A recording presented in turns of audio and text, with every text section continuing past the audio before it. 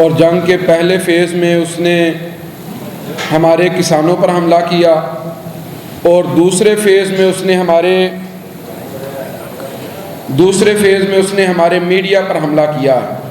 जिस तरह आप जानते हैं कि जैसे ही उसने सिंध ताश मुआहिदा मुअत्तल किया, हमारे मीडिया ने भरपूर आवाज़ उठाई, तो हिंदुस्तान ने आज 16 पाकिस्तानी यूट्यूब चैनल्स, जो मुख्तलिफ चैनल्स के भी चैनल हैं और आम लोगों के भी चैनल हैं सहाफ़ियों के, उनके ऊपर पाबंदी आयद कर दी है और यूट्यूब से ये कहा है कि आप इन चैनल्स को हिंदुस्तान के अंदर बैन कर दें, बंद कर दें। तो मैं ये समझता हूँ कि भारत हर उस आवाज़ को इस वक्त दबाना चाहता है जो आवाज़ अमन की आवाज़ है, जो सही बात लोगों तक पहुँचाने वाली है।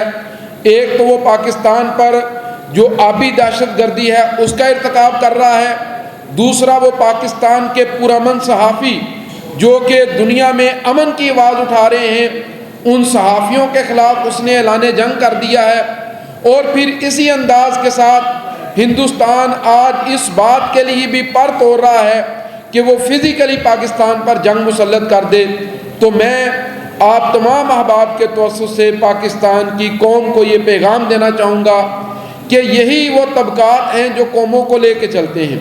कौमों की ज़िंदगी के अंदर इंटेलेक्चुअल्स का, दानिश्वरों का बड़ा किरदार होता है। हिंदुस्तान हमारे दानिश्वरों की आवाज़ दबाना चाहता है।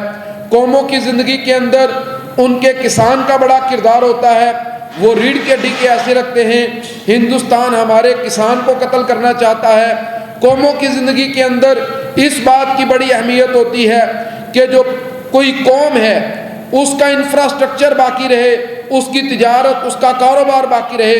आज हिंदुस्तान इस हवाले से भी कोशिश कर रहा है कि पाकिस्तान के अंदर अनारकी फैला दी जाए, इंतशार फैला दिया जाए।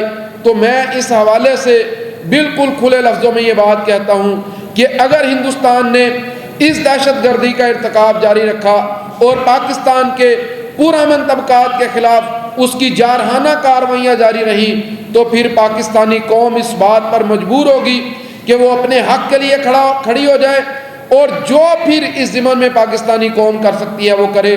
तो मैं आप अहबाब के तवस्सुस से आज ये दावत दे रहा हूँ पाकिस्तानी कौम को कि इतवार वाले दिन 3 बजे 4 मई को आप मार रोड पर पहुँचें। आपके किसान भाई वहाँ पर आ रहे हैं, फ़ारूक साहब किसान बोर्ड की तरफ से यहाँ पर मौजूद हैं, इशफाक बिरक साहब मरकज़ी किसान लीग की तरफ से, और जुल्फ़कार औलख साहब, और मैं पाकिस्तान मरकज़ी मुस्लिम लीग की तरफ से ये बात कह रहा हूँ। मैं आवाम से ये बात कहना चाहता हूँ, आप मार रोड पे आएँ और अपने किसानों के साथ मिल के आप इस आवाज़ को उठाएँ और पाकिस्तान की बका और सलामती का आप खुला ऐलान करें। अगर दुश्मन जंग चाहता है तो फिर हम ये जंग 1000 साल लड़ने के लिए तैयार हैं। हम अपने दुश्मन के सामने नहीं झुकेंगे, हम अपने दुश्मन के सामने नहीं दबेंगे और अपने मुल्क की बका और सलामती के लिए इंशाअल्लाह हम पूरा किरदार अदा करेंगे।